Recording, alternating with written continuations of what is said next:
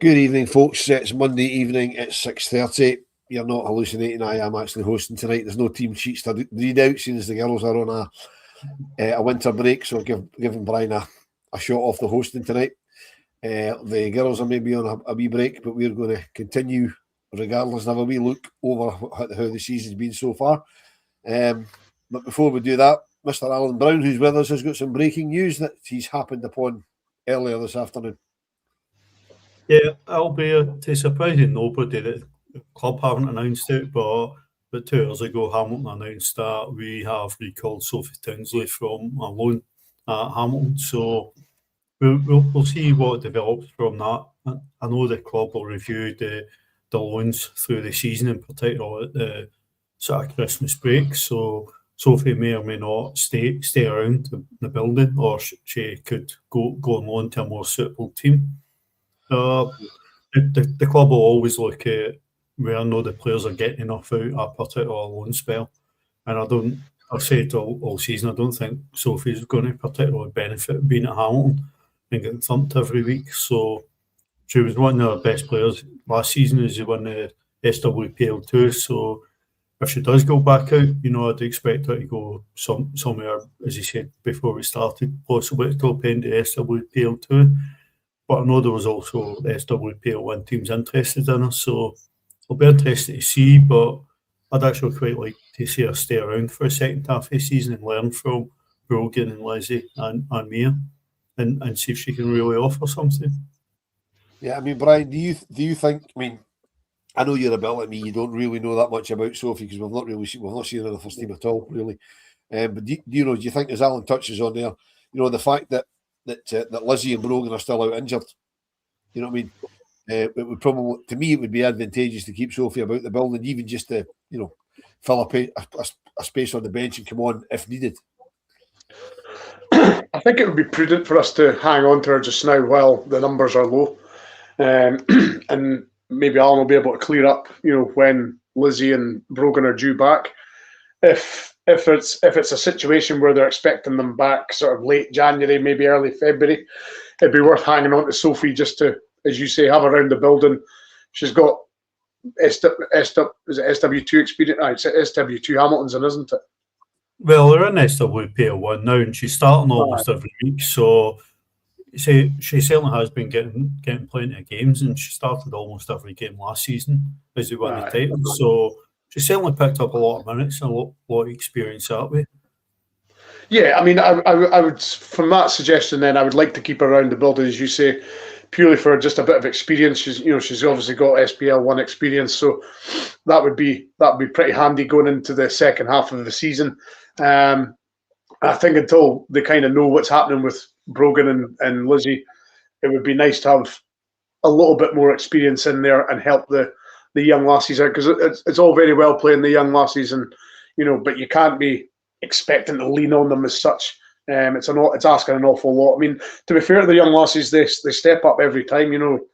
They've never let us down, but you don't want to put you're wanting to bleed these girls in rather than throw them in and play every week. You're wanting to give them, manage their minutes and play them when we're comfortably winning, or if it's a cup game, play them from the start there. So you're trying to watch their minutes, and instead of having to just throw them in. So I would suggest that they keep her around as long as till they actually know when Brogan and Lizzie are back. Certainly.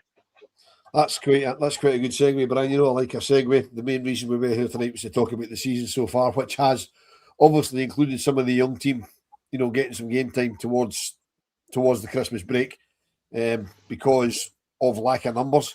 And Alan, if we go right back to the summer, the lack of numbers is because of the players that were lost. We knew that Jane Ross was retiring after the cup final last year, and we sort of suspected that Chelsea Cornet would leave. And we all expected Kirsty McLean to go. Those things came to pass. Tess told us at the day of the cup final that she was going. That was fine. We knew she's now over in New Zealand, and I believe she's done her cruciate, so hopefully she gets better soon. We knew Vic Essen was going as well, but we'd already brought in Telma to cover for her, so the goalkeeping situation was okay. We then lost the manager. Joe disappeared. So with a couple of weeks without a manager, and then Leanne came in just after the training camp, and then right bang at the end of the window, we lost two over three strikers, given what else is fit. So we were right behind the 8 ball, because all we really brought in is Fallon Connolly-Jackson and Alice Griffiths that we actually signed on. So at the start of the season, we were a little bit short of numbers. I think that's an understatement, and we moved early to move our most promising young players out on loan. I know the club are keen to make your moves early, because if you don't make your moves early, then the places get filled up. But by clubs looking to bring players in from other teams, so the club will always look to try and move players out early to get them placed in the best possible club for them. So I can understand the club doing that, but lift is very light, and given the manager left the middle of summer, that possibly impacted the decision of some of the players leaving. So possibly if that change had been made at the end of the season, some of the players might have stayed on, and we might not have lost quite as many players this summer, and also had more time to actually be able to tell players what was happening and help us bring more players in. Certainly, we said all along it was a concern how light in numbers. We've barely named a full bench all season. And now lately we're relying on 3 15-year-olds to fill the bench. Well, we've got a young girl in May Croft who's an absolute star and only turned 16 at the start of the season, who's been involved in, I think, all but one game this season. So it's a heavy workload we're putting on some of the young players, and definitely hope in January we shuffle the pack a wee bit and get the girls a bit of support. Yeah, and I think from memory, the one game that May missed is because she was away with England under-16 team, so she was still playing football. She just wasn't for us. Brian, I think it was the bit that really caught us. We kind of thought, well, we can maybe muddle through, bring in a couple of loan players and do this and do that, and then all of a sudden, as I say, Kirsty Howitt and Rio Hardy disappeared. They went away. Can't blame either of the two of them for taking a career path down to England. Rio going back closer to her home, but Kirsty Howitt leaving was an absolute bolt for the Blue, because I think everybody thought Kirsty was in with the bricks. Yeah, it was certainly a shock to the system, wasn't it? As you say, you thought Kirsty was going to sort of be here and remain for the rest of her career, but when the lure of England comes, it's too much for some of them. They want to go down and experience that, and you don't blame them at all. But yeah, that was the one I think that totally took everybody by surprise, and it didn't help our situation because it was a lot of goals out of that team. Then Kirsty Howitt and Rio were sensational last year, scoring a lot of goals, and to lose that many in rapid succession, just it was soul destroying, wasn't it? It was difficult. Yeah, I mean, it's one thing replacing a striker, but to replace strikers that score the amount of goals that they did is extremely difficult. And yeah, I think the whole summer, once there was, as you say, there was players leaving, the manager left, and I think the longer we went without appointing a manager hindered us in the transfer market, because nobody knew, well, I'm not going to sign for a club that hasn't got a manager. So that was I think a mistake from the club. It took so long to get somebody. I mean, obviously they got Leanne in, but obviously they had to deal with her contract situation with the BBC and other places that she does punditry. So it was a difficult one, and yeah, it was a shame. It really was, and I think the season has proved that that sort of amount of goals we've struggled, haven't we? Yeah, I mean, Alan, wasn't not. I mean, to sort of put the whole first half of the season together, losing the two of them, and then obviously Lizzie's long-term injury, Brogan Hayes' long-term injury, it's left us really, really light in attacking options. Sarah Ewan's obviously still coming back from her ACL, and that takes me on to Paul's question, which isn't that one there. It's this one here. If I go to the right page, Paul asking about Sarah Ewans. I'm sure we've all seen this. Did we watch the video of Sarah doing some camera work? I had no idea that she's been taking photos. Carl said that she was aware of it because it's been on Instagram and TikTok. I don't pay much attention to my Instagram, and I don't have TikTok because I'm an adult. But I mean, Alan, I'm sure you've watched. It's great to see Sarah, getting involved in things like that. She looked really good at what she did as well. Yeah, she's been doing it a wee on and off. She started it last year, she said in the video, when she was out with her ankle injury at the start of last season. So we saw a lot of Broadwood covering the women's games, but something I noticed, I think at that European game it featured against Braga in that video, I saw that she'd been doing it at Ibrox and been kind of taken under Luke's wing. Luke's a familiar face to anybody that goes to the women's games a lot, and people always see him doing the photography at the B team games as well, I'm sure.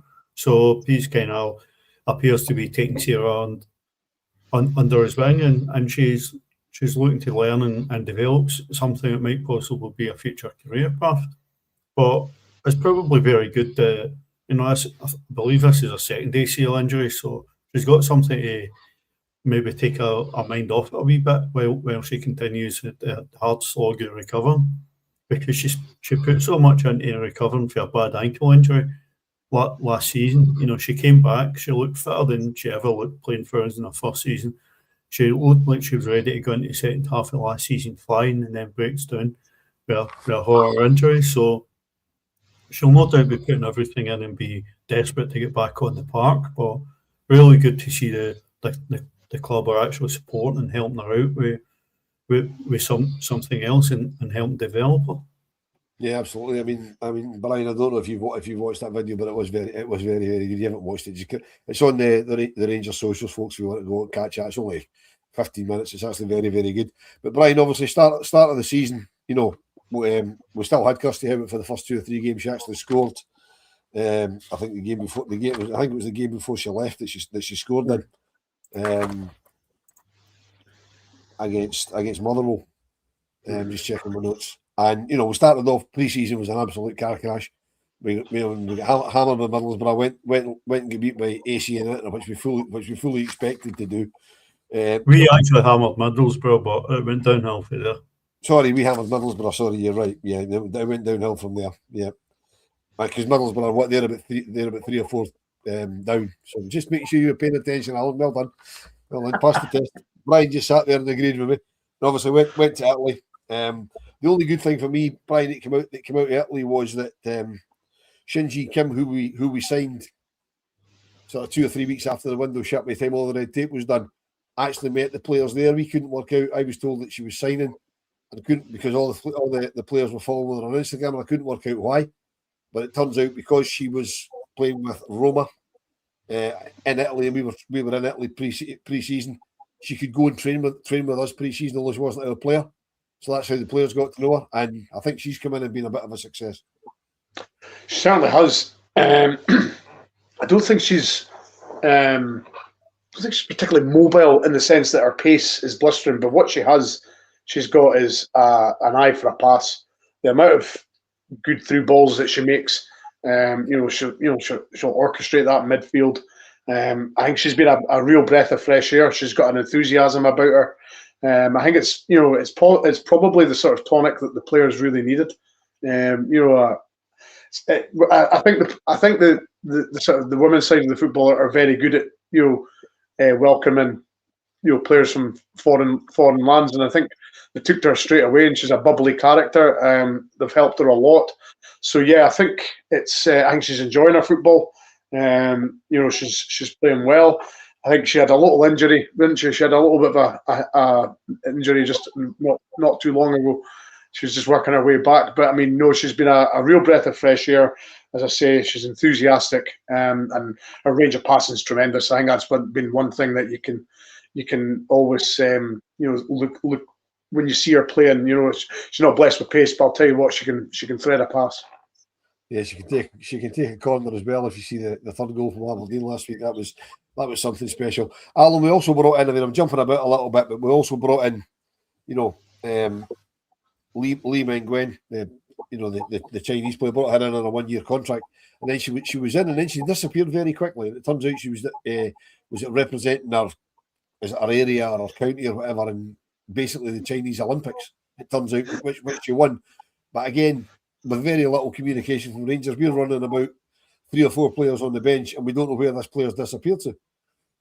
Yeah, it would be something. It'd be nice if the club had celebrated a wee bit more that she was away on international duty. She was going to be away for up to 4 weeks, depending on how successful our team were going to be, and people could have kept track of that, and even mostly sort of look for updates on when the games were played.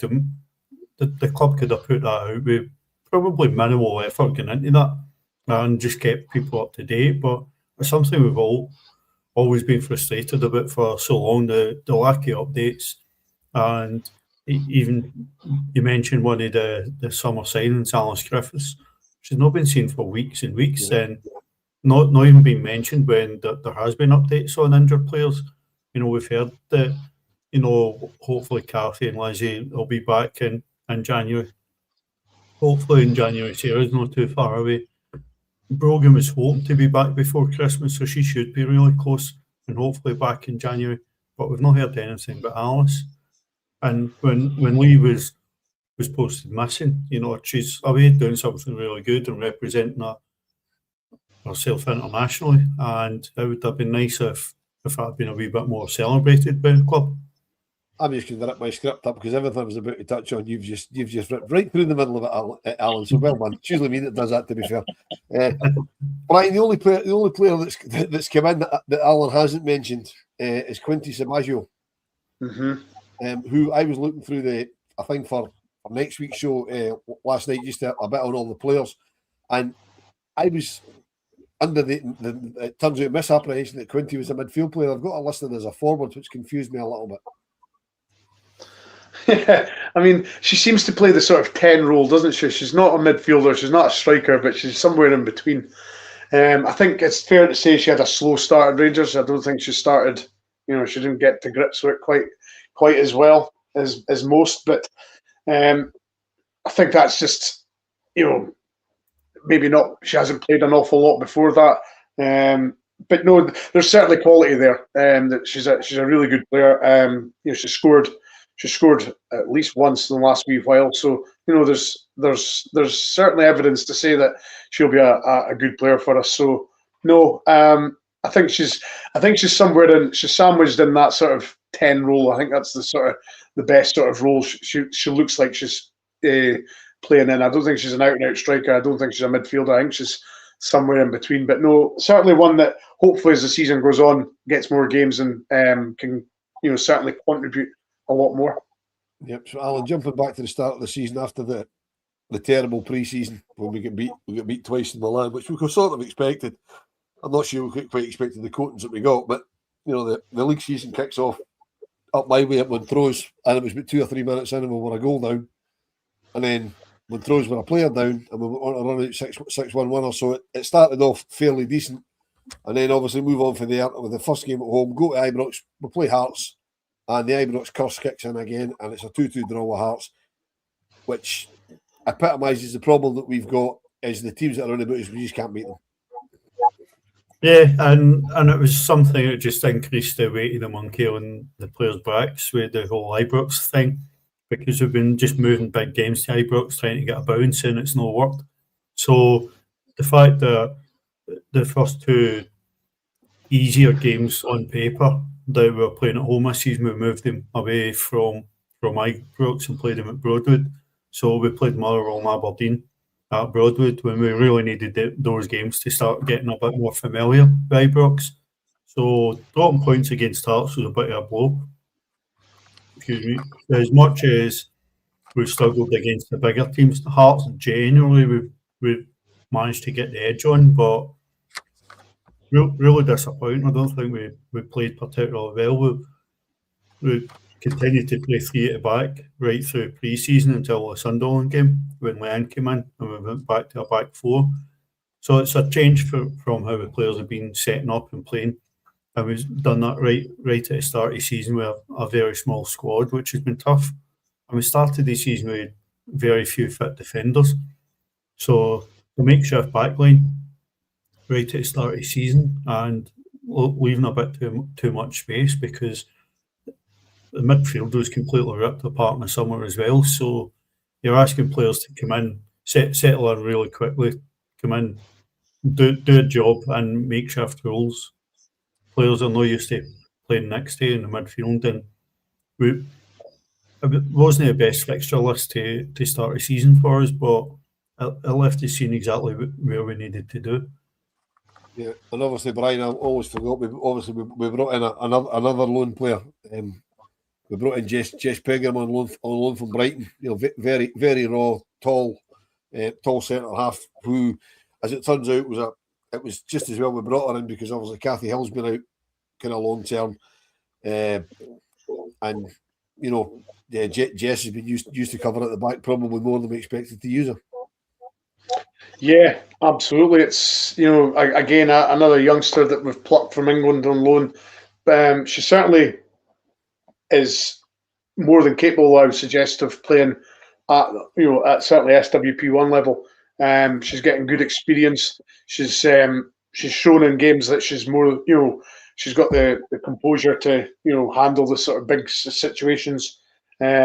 And she's got a bright future ahead of her. And it's again, this is another one that you look at and you think, can we do another sort of Liv McLaughlin and get her in permanently in the summer? But all depends what her home or her parent club want to do. So it's one of these ones. Watch this space, but I would like to see if possible if we could keep her. But again, that's all going to be down to the summer. I think she's enjoying her football. I think she's as you said, she's playing more games than she ever imagined.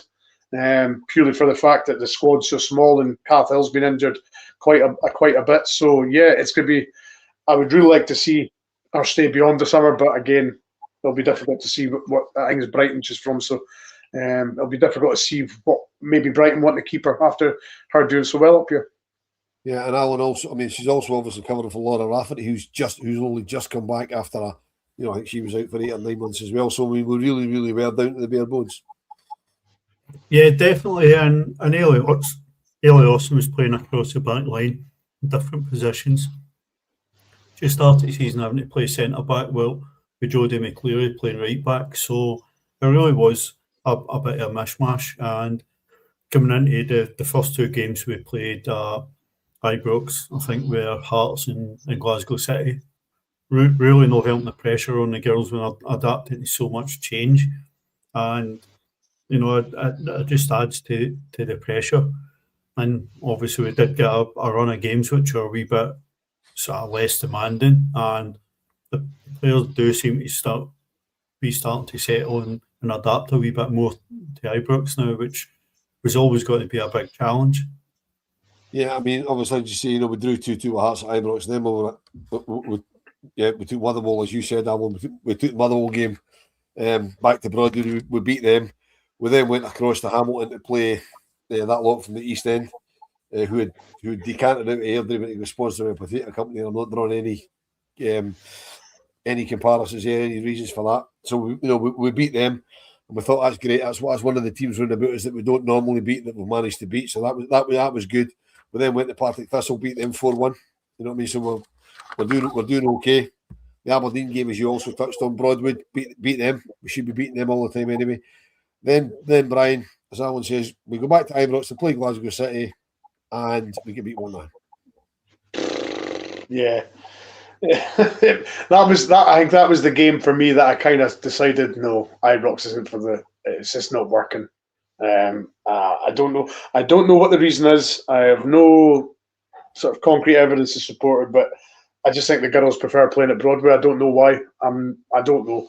It's a strange one. It really is, because you'd think, playing at Ibrox, big pitch, you think they would flourish, but it just doesn't seem to work. I don't know if it's going from the Astro to the grass, or I don't know what it is. So yeah, it is a strange one, and it's a shame as well, because you'd like to see the girls play at Ibrox regularly and try and get more people in. But if it's not working, if it's going against them, then there's no point in doing it. So yeah, that was a sore one, the Glasgow City one, I must admit, because as you said, we had a good run of results. We seemed to be getting on the we were on the right road, as you could say, and yeah, that took us crashing down to earth again. Yeah, I mean, I've got no doubt at all that part of the reason we lost to Glasgow City was the thinness of the squad, because we only made 2 substitutions that day because we had literally nothing on the bench. I mean, from memory, I don't have the unused subs listed here, but from memory, I think with the goalkeeper and one young player on the bench. I think we only listed about 4 or 5 subs that day. We brought on Quinty for I'm sure that was her debut. She came on for Ailey Austin, and Laura Berry came on for Lizzie Arnott with 10 minutes to go. But you're playing a team like Glasgow City, you have to be able to freshen up. You know, the fact that we were so short of numbers has to contribute to that, not just the fact we played the game at Ibrox. Yeah, I mean, amongst the subs were 2 goalkeepers, Leah Eddy, who hadn't played any football and was just coming back into the sort of team. So I don't think Leah had appeared before that. So very, very light in numbers. You know, I think the pitch, obviously, I know Sniper's asking in the comments if the pitches are different sizes. You know, I believe the Ibrox pitch is bigger. We know is obviously going to be different from playing on artificial grass at Broadwood, and you know, kind of jumped about a wee bit. We found out that the Broadwood pitch, which isn't the best, was due to be replaced in the summer, but materials didn't arrive in time, so that's postponed that.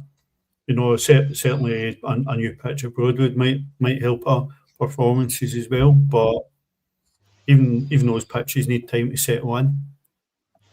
Certainly the lack of options early in the season, and again, so many changes. The girls that were playing in midfield, you know, Jodie had moved back into midfield. Shinji's came in and started playing. We get Maycroft, who has been one of the highlights of the season, you know, just turned 16, playing really well.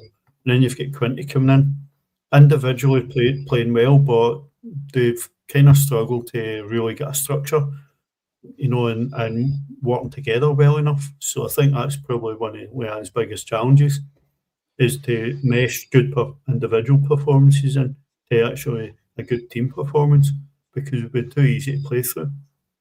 Yeah, absolutely. And then Brian, the following game, I'll just get rid of that. The following game, we're back at Ibrox, St Johnstone in the Scottish Cup. You know, nice resounding victory. But there's no point in taking, you know, the big league games to Ibrox and falling flat in your face. Then taking cup games against teams with the greatest will in the world, we're always going to take a good few goals off. You know, it's a confidence booster for the players, but it doesn't matter where we play that fixture. We can play it in the car park. We'll probably take a good few off them with the greatest respect to St Johnstone, because they know they are. I mean, there's a girl that plays with St Johnstone, plays university football with Demi.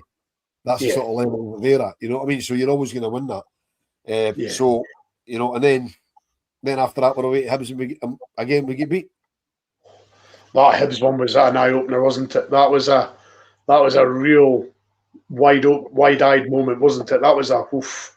Wow, we've got a bit to go here. We're really behind the 8 ball now. You know, we're struggling.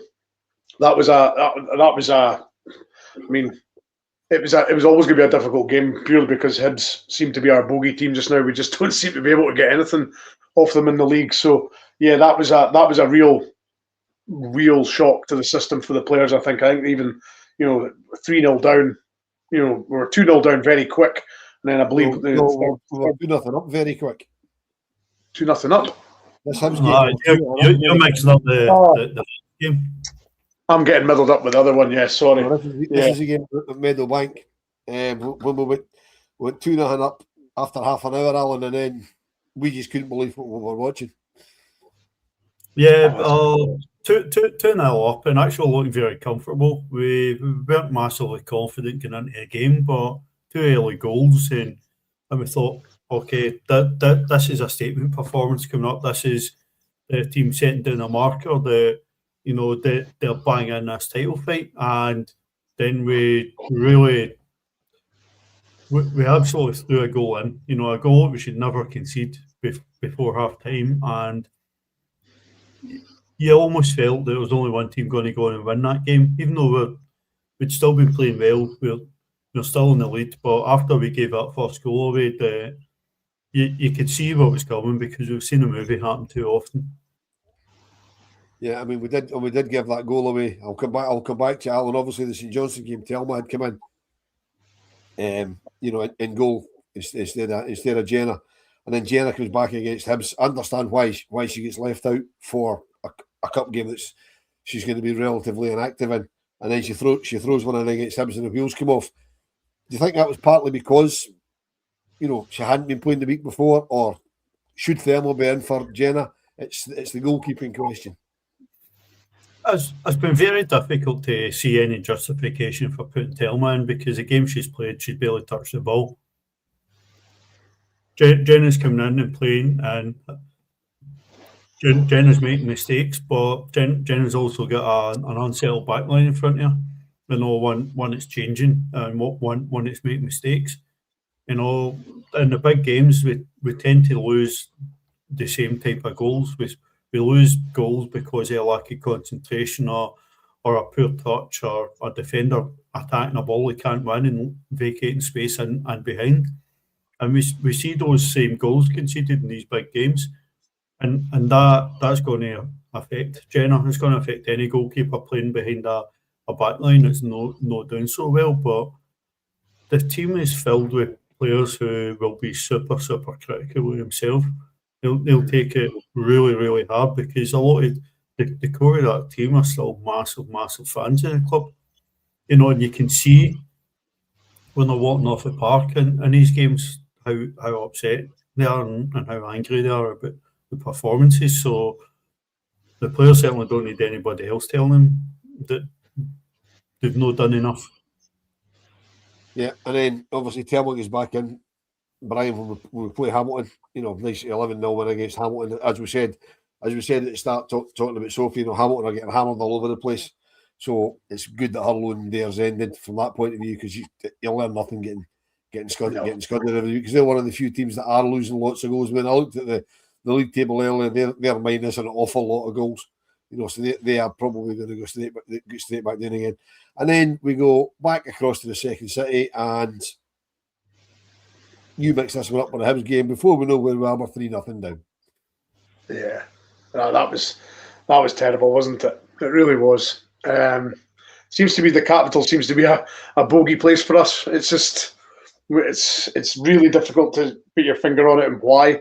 You know, we scudded Hibs in the cup final last year, and you think, right, okay, that's that, and then it's just we just have this habit of throwing in these ridiculous sort of games, don't we? We lose a barrel of goals out of nowhere, quick succession. We nearly claw our way back into the game, but it's, you know, too late by then. And yeah, this is the games that win you leagues. You know, the beating the Hibs, the Hearts, the Celtics, and the Glasgow Cities. These are the games you have to win.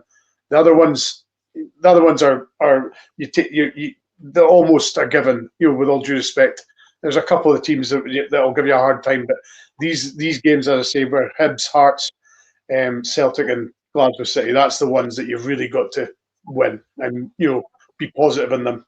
Conceding that many goals in those sort of games is extremely difficult. Yeah, and again, Alan, we headed across the M8 corridor with a light squad. I mean, again, only 3 subs. One of them was a goalkeeper, because Thelma came on.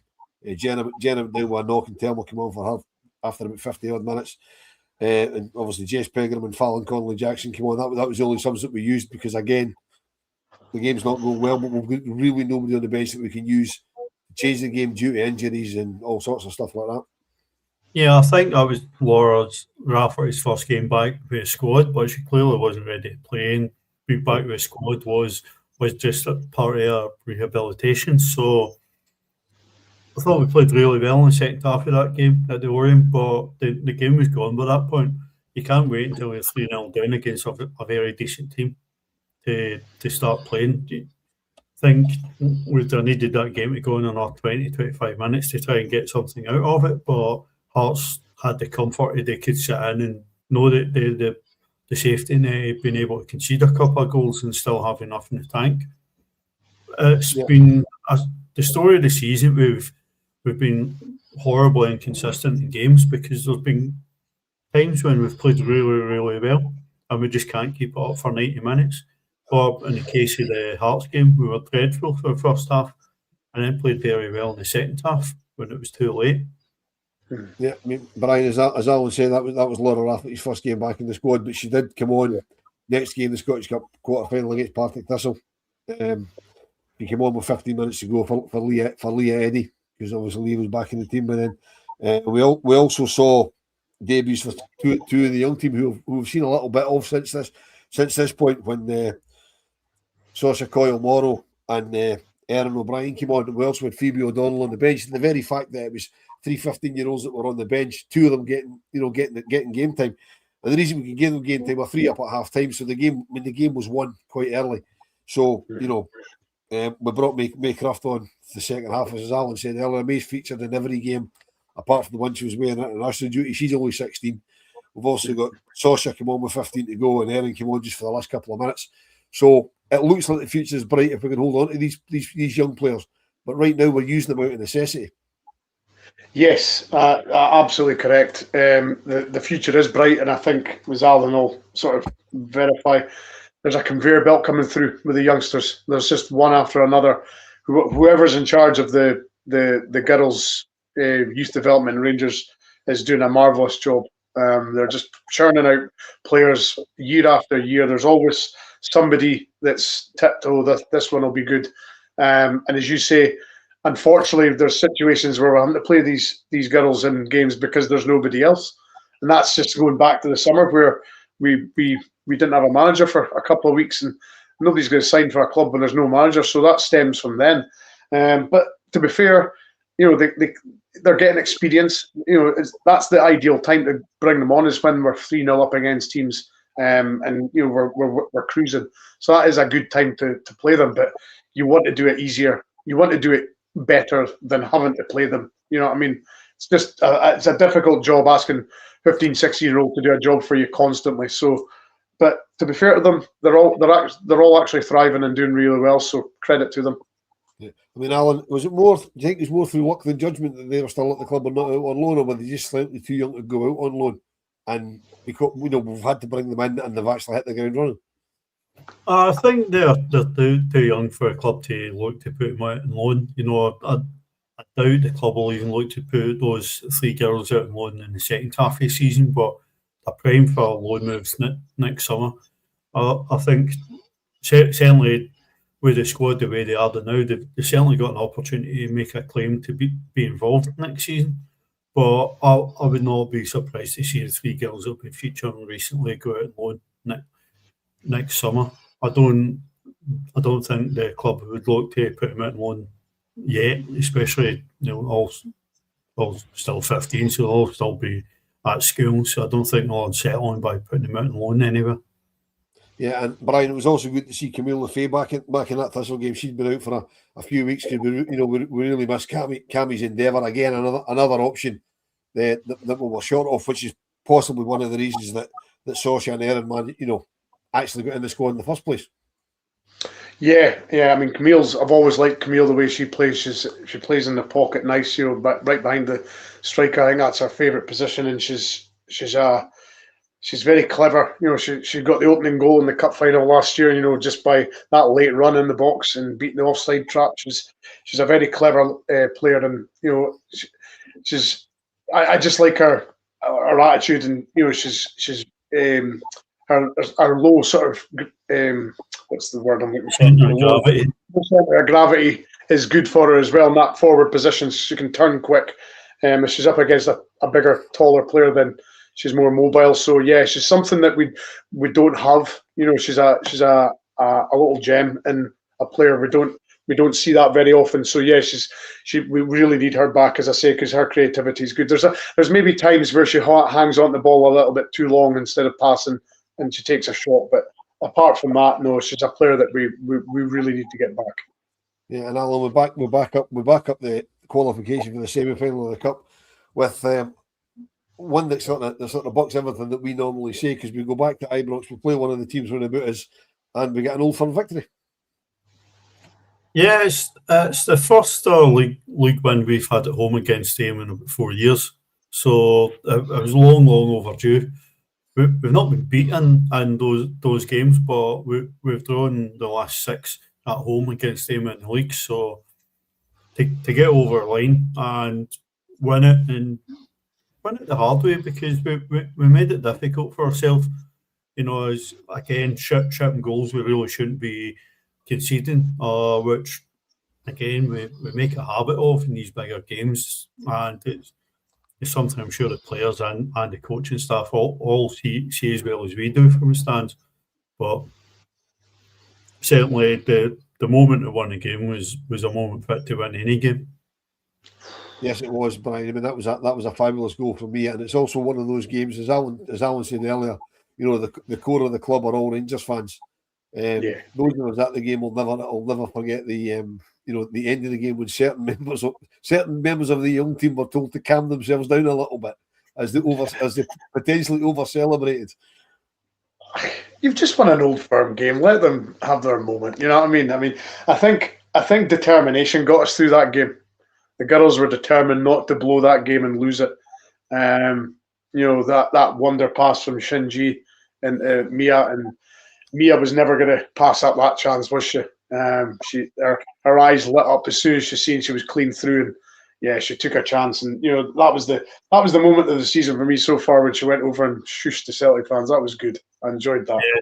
I think might not be many fans in the Copeland stand, but Mia running through and scoring a winner in front of the Copeland against Celtic, she would have absolutely loved that, and something we absolutely love seeing young players come through who love the club, know exactly what it means, and go and play like they know exactly what it means. And we'd started that game so poorly as well. We were 1 down before we knew it, and the first sort of 20 odd minutes of the game, we were really worried we were in for a proper doing. But as bad as the players were in the first 20 or 30 minutes, they scrapped, and as you say, they properly fought for it. They scrapped, they clawed their way into the game. They worked hard, they fought for each other. And if you're going to criticise how bad they were at the start of the game, you've got to give them huge praise for how they dug in and managed to end up with 3 points from that game, because and again, you just didn't see that. We did it with only a couple of substitutions as well. Cammy coming on for Jodie McCleary towards the end after Shinji Kim came on for Quinty Sabaggio, who, quite frankly, I think only Kim only came on because Quinty was really having a poor day. But it turned really well for us, as you say. That pass through to Mia for the winning goal was absolutely exquisite. I mean, I'll never forget her just pointing. She just pointed and told her where to go, and it's exactly where she went. And as Paul's saying here, the fact that Mia ran straight to their fans was a joy. It was also, they were in the perfect place for her, because where she scored, the part of the stand you're going is exactly where she was. Her momentum sort of took her to exactly where they were, which was absolutely brilliant. You couldn't have written it. You could not have scripted it. It was absolutely brilliant. And as Alan says, Brian, Mia, I loved absolutely every single second of it. Oh, yes, absolutely. As I say, she went straight up to them and did the cup in the ears, shushed them. She milked it for everything she could get, and quite right. We're just not in a position we're able to do that, unfortunately, because we're not as good at footballers as her. But no, it was a good moment for her. She would have lapped that up.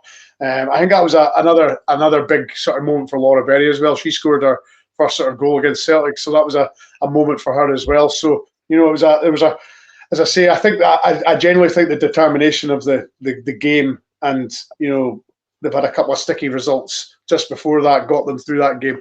I don't think they wanted to pass that up, and Mia's goal, as you say, was fit to win any game.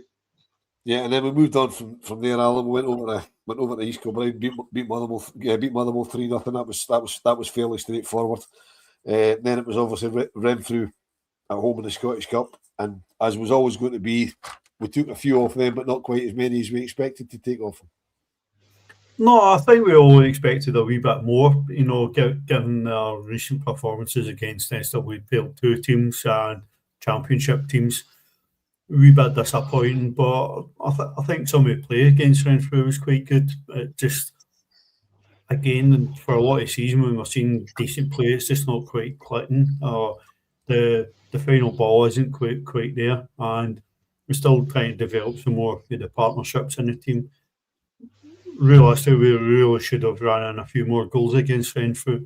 We did have more chances, but they also defended it exceptionally well against us, and came out of the game with a lot of credit for himself. Yeah, and I mean, Brian, taking us up to the winter break in this, and the moment that we're at now is 2-3-0 wins, 3-0 home win against Partick Thistle, and then 3-0 up here last Sunday against Aberdeen at Cove. And for me, the highlight of both those games was the second goal, which were absolutely fantastic passing moves. They were sort of, 9, 10, 11, 12 passes right across the pitch. The one against Partick Thistle when Ailey played it into Quinty, who made it 2-0, and the one up at Aberdeen when Kim put it into Laura Berry and made it 2-0, and again some absolutely scintillating football. So hopefully, when they come out the winter break, they'll have improved on that. They'll be more used to playing with each other, because I know they've got 3 weeks off, but I'd imagine they'll be back. They'll be back in probably after about 10 days. They'll get Christmas and New Year off. I would imagine, and they'll be back in, because the next game's on the 11th. So I'd imagine they'll be back in probably beginning of next week to get more used to each other again, because there is a few new players there, particularly the young players, and obviously Liam and Gwen's not been here that long, and Kim's not been here that long. So hopefully we can see more of that, because some of the football they played towards this break has been really, really good. Yeah, I think that's just a sign of the players understanding each other better, and they're getting used to playing with each other. I think that's all that's down to, as you and Al both said. We've all said that the summer was such a chaotic time. No manager, no players signing, players leaving. It was very. I mean, we were actually wondering what they were actually playing at. It was almost like they were hitting a self-destruct button. It was really, we were toiling, and I think it's just taking them a bit of time just to A, settle in, and B, get used to everybody. And I think we are seeing flashes of it now. A couple of goals, the Partick one and the Aberdeen one. I think that's certainly showing evidence that there's definitely there's green shoots of recovery, in the sense that they can play and they can get goals by passing it around. But it's obviously not going to work all the time. But no, it's encouraging to see. And let's just hope that the winter window is better for us than the summer one. We'll go on to the winter window just in a minute. Paul, that's tonight's ridiculous question. Clearly, it's Mia McCauley's goal against Celtic without any question. You'll have to go something to beat that. I mean, Shinji's from a corner, great. You know what I mean? But Mia's Old Firm winner every day of the week, because it was an absolutely brilliant through ball to a great finish, and any winner against them is a good winner. So, Alan, we'll move on to Graham's comment with the January transfer window just hours away, quite a few hours away, but I get the point. Do we think any players will leave as well as any coming in? I mean, obviously there's been a few managerial changes in Scotland. Everybody's favourite cap throwers left the East End. She's now away back to Scandinavia. So they've gone over to Hibs and did what they did back in 1888 and poached the best talent from Hibs. And obviously Hibs have stepped their assistant up to the manager's chair, so there's been a little bit of movement in the dugouts. Do you think that might lead to some of their players kind of shuffling about a little bit, or will we look further afield? And as Graham says, will we lose any? It'll be very interesting to see what happens at Hibs in January. They're sitting, I think, 6 points behind the 3 teams that are tied in second, us, Hearts and them. So Hibs are probably at this point as good as out this title race, but they're still a more good enough team. It will still have a big impact on the title race, even if they don't win it themselves. So it'll be a very interesting month ahead for Hibs. Certainly, you'd like to think if there's opportunities for us to go there and improve our team, we'd be all over that. Especially more players that know what it's like to go and win the league here. But be very, very disappointed if we lose any more players.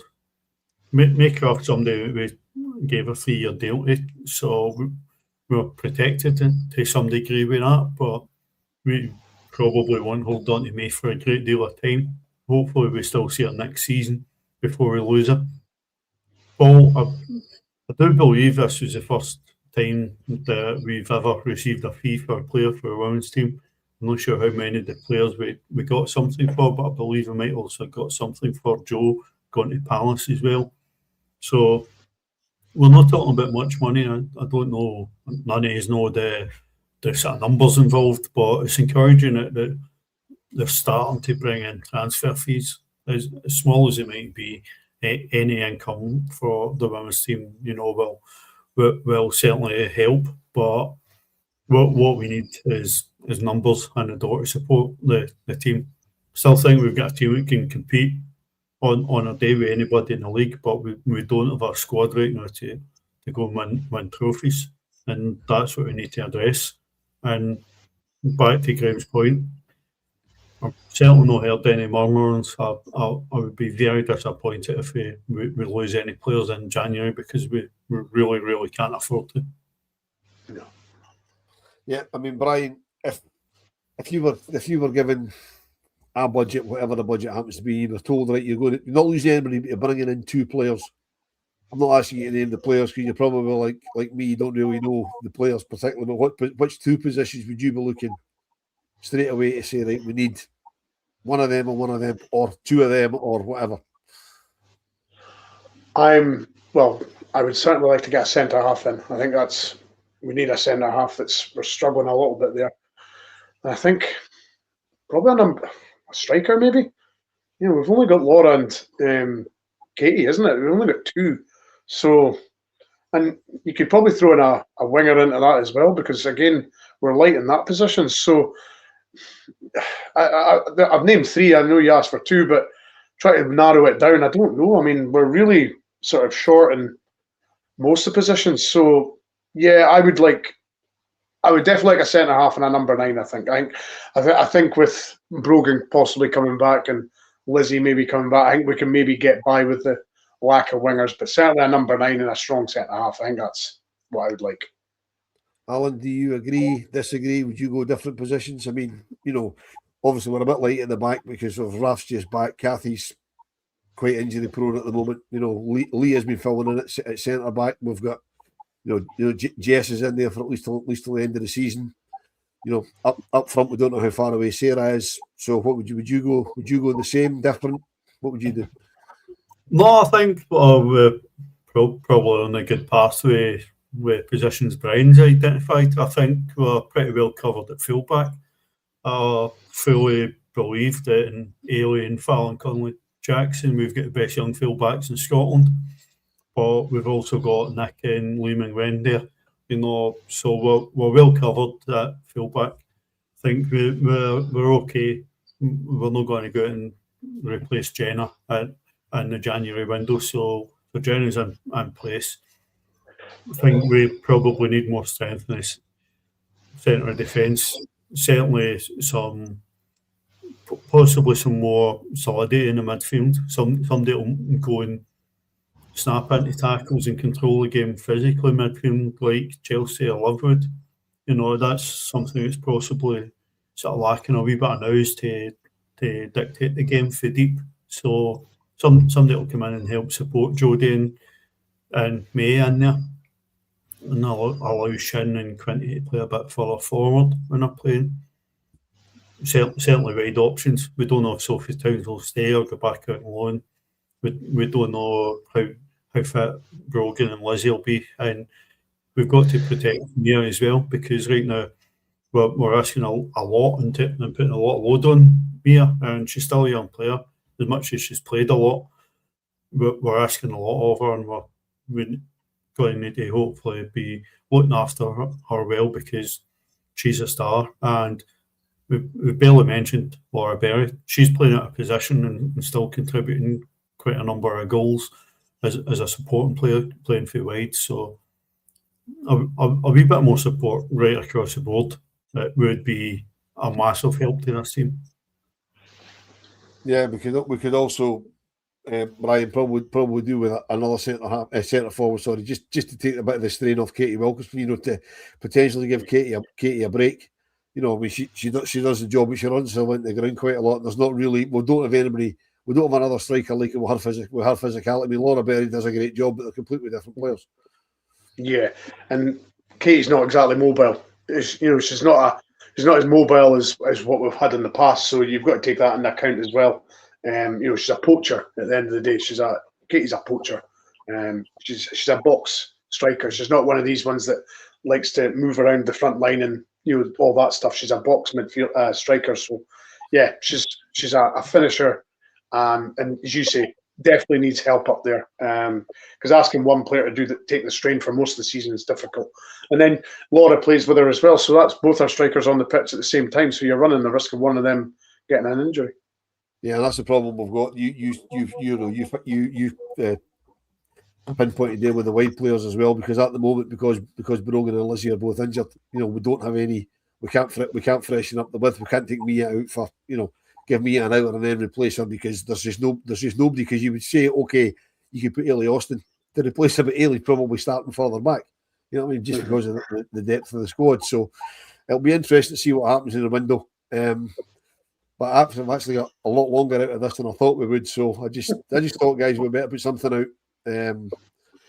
During the window. My plan for next week, as I said to the two guys before we come on, hopefully we can have a wee look, not a forensic look, but a closer look at how each individual player's got on. See how see how they're getting on, and maybe then look at would you keep, would you move on, would you be try to secure new contracts, would you try to move them on, try and replace them, whatever. Maybe we look at that next week if we can.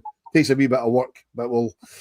I'm certainly prepared to put the work in just to keep us going, to keep guys like Paul, tuning in on a Monday night, because it is a couple of weeks till the girls are playing again, and I'll not go off and one about the fixtures, but the January fixtures are an absolute boik, because there's only one that doesn't clash with the men, which is a bit of a pain in the arse, but anyway, that's the way it goes. So, Brian, as always, thank you very much, my friend, getting back from Inverness in a hurry. I appreciated that. Alan, wishing luck. Always appreciate that as well. Hopefully, at least one of Damien Carr back next week. I know Carr's driving down from Thursday, so I hope she's got home safely. And it will surprise nobody that Debbie's out on the piss. So, so till next week, guys. Don't forget the main pod for the members is coming up in about 3 minutes' time. If you're not already a member, you can become a member. The link's in the description for as little as $1.99 a month. Sniper, always a pleasure, my friend. Always a pleasure. There's Graham saying, Kilmarnock tickets are on sale today for the 11th of January, which I would love to attend, but I will be watching the men's first team at Pittodrie. Let's not get on about fixture clashes, because I could be here all night. So, thanks very much, folks. Don't forget, there's loads and loads of more stuff coming up on the Ramble, starting in about 2 minutes' time. If you're a member, if you're not a member, why not? It's cheap as chips. You get to hear a lot more from very educated people like Alan. People like Brian, and folk that just sit here and try and look pretty like me. Good night.